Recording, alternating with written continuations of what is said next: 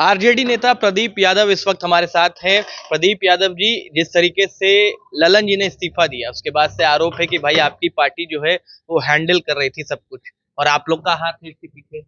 नहीं, पार्टी का उनका अंदरूनी मामला है। और मामला क्या है, अब चूंकि अब आमने सामने 2024 का लोकसभा चुनाव की तैयारी है और जो बड़े लीडर हैं वो अपने हाथ में कमान ले लिए हैं। चूंकि लड़ाई कड़ी है और हम लोग को, चूंकि इस देश में जो ये भाजपा जिस तरह से सांप्रदायिकता और देश का माहौल खराब किए हुए है, इससे मुक्त कराने का लक्ष्य है।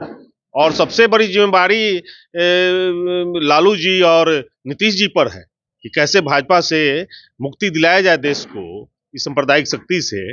और इस कारण चूंकि ये जो अब जो महागठबंधन का जो हम लोग का मुख्य लक्ष्य है कि 40 का 40 सीट बिहार में और देश भर में जिस तरह से जातीय जनगणना नीतीश जी और तेजस्वी यादव जी ने करवा करके जिस तरह से पिछड़ों का और दलितों का जो उनके जनसंख्या के अनुपात पर आरक्षण को बढ़ाने का काम किया गया, तो इस मॉडल को हम लोग पूरे देश भर में ले जाना चाहते हैं। क्योंकि देश भर में जातीय जनगणना तेजस्वी जी ने जो पूरे देश भर में ऐसा माहौल बनाया कि कई स्टेट जो है और बड़ी बड़ी पार्टियां भी इसके पक्ष में खड़ी हुई जातीय जनगणना के पक्ष में। और आने वाले समय में जो अगला लोकसभा का चुनाव होगा बिहार के मॉडल पर, जिस तरह से महिलाओं दलितों को बिहार में आगे बढ़ाया गया है और इस मॉडल पर चुनाव होना है। इस कारण ये जो गठबंधन बना है लालू जी और नीतीश जी का, ये बिहार में 40 का 40 सीट जीतेगा।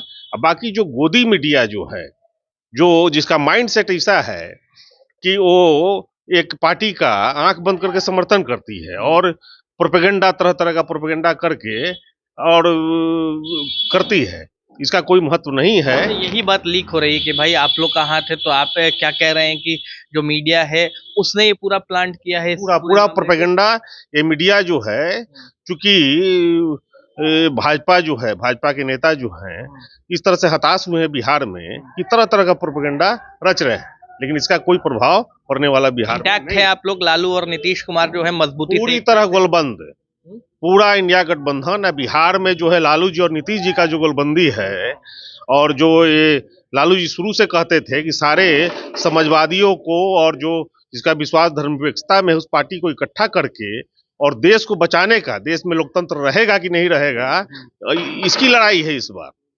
और इसको हम लोग लालू जी और नीतीश जी के नेतृत्व में बिहार ही नहीं पूरे देश भर में हम लोग इस लड़ाई को लड़ेंगे और जीतेंगे। ठीक, तो आपने सुना प्रदीप यादव थे हमारे साथ, उन्होंने साफ तौर पर कहा है कि कोई मामला जो है वो आरजेडी का नहीं है।